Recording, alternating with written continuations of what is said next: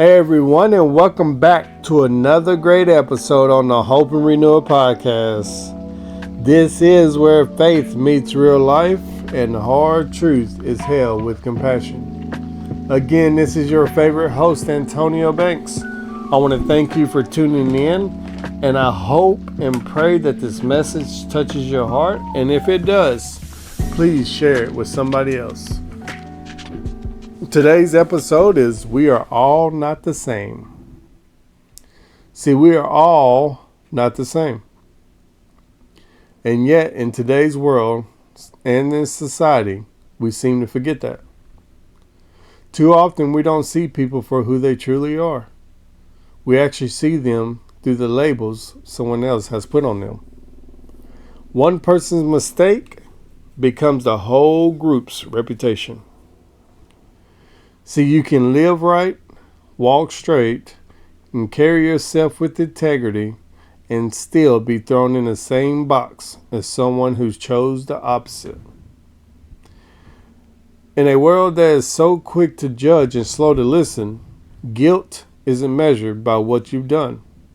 It's actually measured by how you look, who you're connected to, or the uniform you wear. See, it's not about who you are. It's about who society think that you are. The problem is, one person's sin becomes your label. Your character is questioned, your motives doubted, your reputation debated, but it's not because of your actions. It's actually because you look like, sound like, or represent someone who actually fell short. It's pretty exhausting.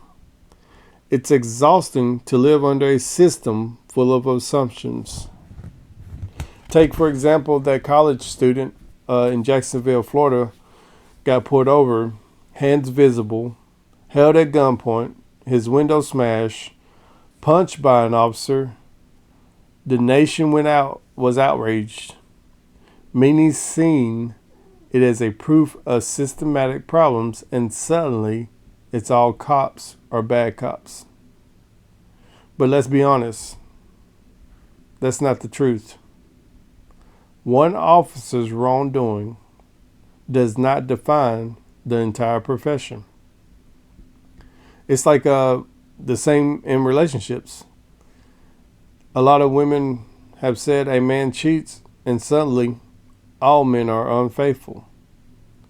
You could be loyal, honest, devoted, but you walk into the conversation already guilty because of someone else's betrayal. And it creates a wall where there should be bridges. It breeds suspicion where trust should grow. And for the ones who are trying to do right, it's like trying to heal wounds you didn't cause. See, for me, this isn't just theory. This is my reality. Every single day, I fight the weight of a label I don't belong in. Society doesn't ask for details. They don't want your side. All they have to see is sex offender and imagine the worst. Predator, pedophile, monster, chomo, whatever you want to call them. But here's the truth most people don't want to hear. Not every person with that label is a predator. Some cases are misunderstood. Some are mishandled. Some are moments of failure that don't define an entire lifetime. So my thing is, I keep fighting. I fight to be seen, not as a monster, but as a man. I fight to live above the label. I'm not asking for sympathy. I'm asking for honesty. Judge me for who I am today, not by your fears of assumptions. And you know what? This isn't new. It's also in Scripture. Paul, who once was named Saul, was a murderer of Christians. People feared him. Even after God transformed him, they only saw his past. But God didn't. God saw his calling. So while man may label me and you, God has called us and his calling speaks louder than their condemnation. See, not every man is a liar. Not every woman is bitter. Not every cop is corrupt. And not every person with a record is evil. And not every person with a past is still living in it. So God never called us to judge people by their labels, but by their hearts. That's why he used Mary Magdalene, why he forgave Paul, and why he restored David, and why he called Peter even after his denial. So if the world has labeled you, remember this: God doesn't call the qualified. He qualifies the called. He doesn't define you by where you've been. He defines you by where you're going.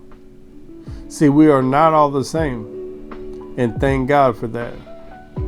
So I want to leave you with this question on the closing.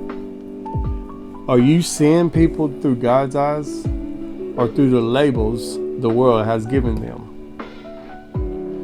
Because how you answer that question could change the way you see everyone, including yourself. And I want to end with this.